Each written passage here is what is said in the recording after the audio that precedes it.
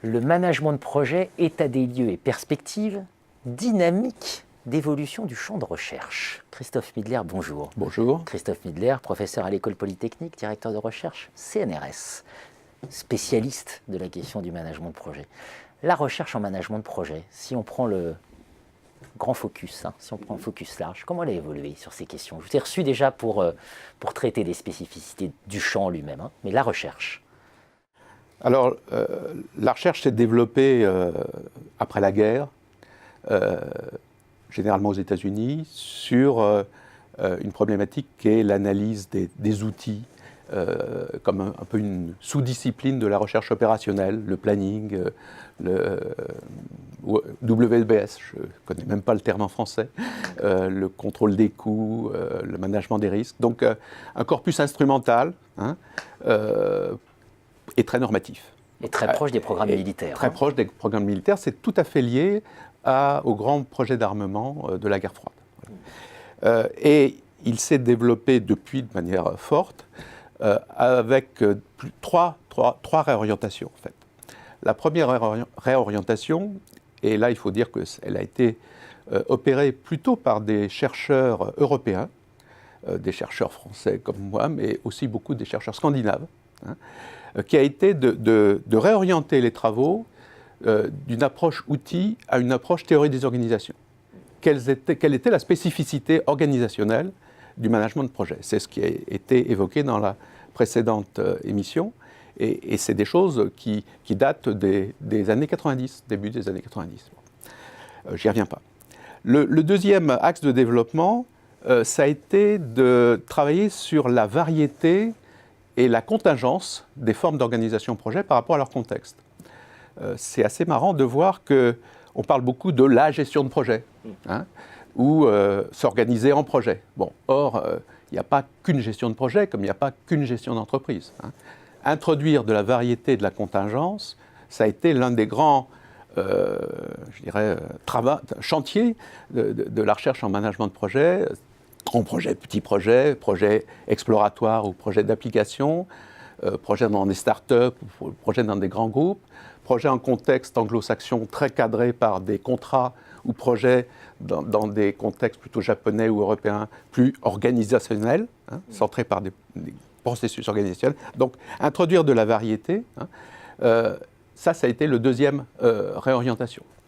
La troisième direction, ça a été d'analyser le rapport entre le management du projet, de l'intérieur du projet, et le management de l'entreprise.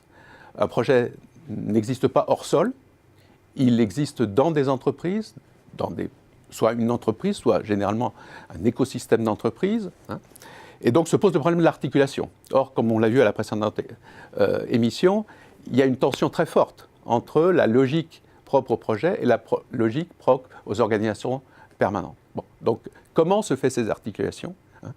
Comment, je dirais, le projet est impacté par des caractéristiques structurelles ou culturelles de l'organisation où elle se déroule, et réciproquement, comment le déploiement, la percolation de la notion de projet dans les entreprises a transformé les organisations permanentes.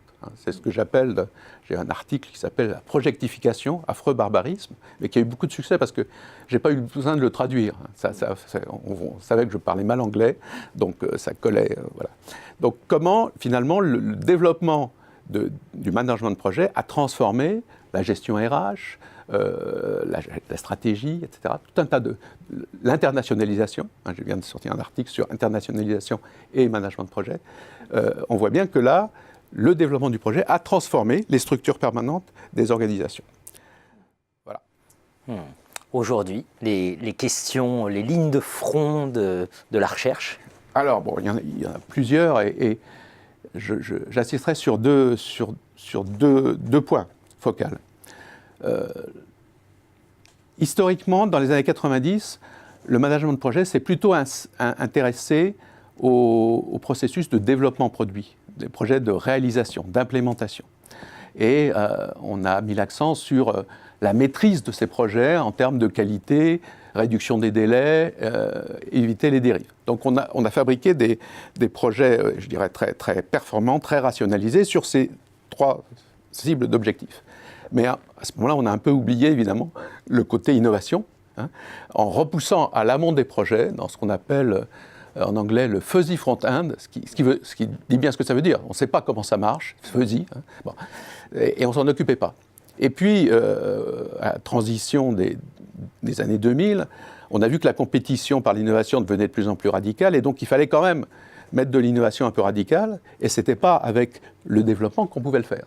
Donc le chantier du management de projet s'est déplacé vers l'amont, et on a là une deuxième période avec des nouvelles méthodologies, design thinking, la théorie CK de nos amis de l'école des mines, etc. Tout un tas de démarches, de méthodes et d'organisation, les labs d'innovation, on a beaucoup travaillé là-dessus au CRG, pour explorer les projets d'exploration. Il y a Sylvain Lanfle qui est spécialiste des projets d'exploration, par exemple, cette partie amont.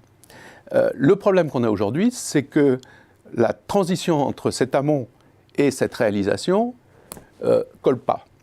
Il y a une espèce de vallée de la mort. On fait beaucoup de ce qu'on appelle des proof of concept, des choses qui sont très chouettes, très jolies, voilà, mais le passage en développement bute sur la rigidité du processus de développement. Donc la première, premier front de taille, c'est de redonner au développement une capacité d'innovation, une flexibilité, une capacité d'innovation dans le moment très contraint qui est celui du développement produit. C'est ce que j'ai étudié sur la Twingo. Le deuxième front de taille, c'est un front de taille un peu symétrique, c'est-à-dire que c'est le fait qu'on a de plus en plus affaire et avec le problème de transition environnementale, etc., à des projets d'une nature un peu différente que les projets des années 90 et même 2000, que j'appelle un nom encore barbare, qui est des disruptions systémiques.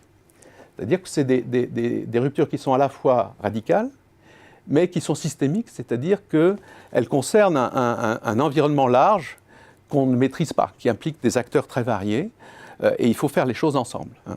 Et donc, c'est ce management des disruptions systémiques, il pose des questions. J'essaye de retrouver mon papier où j'avais mis les caractéristiques précises. Il y a un niveau de radicalité fort. Hein. Il y a un périmètre élargi et hétérogène sur lequel il faut agir. Typiquement la voiture électrique, il ne faut pas sortir que le produit, il faut s'intéresser aussi à l'infrastructure, aux services qu'il y a autour, aux règles de circulation, aux règles par exemple de parking des copropriétés pour avoir des prix, tout un tas de trucs qui va faire l'efficacité globale du système. Troisième caractéristique, l'échelle, donc des choses à grande échelle, typiquement la voiture dans l'automobile, mais aussi le Grand Paris Express, qui est un projet, ce qu'on appelle un méga projet. Quatrième caractéristique, la vitesse. On veut réaliser ce type de transition dans des vitesses très fortes. Hein. Là, en ce moment, la RATP a un programme de bus 2025 où ils veulent électrifier tous leurs bus avant 2025. C'est un sacré challenge.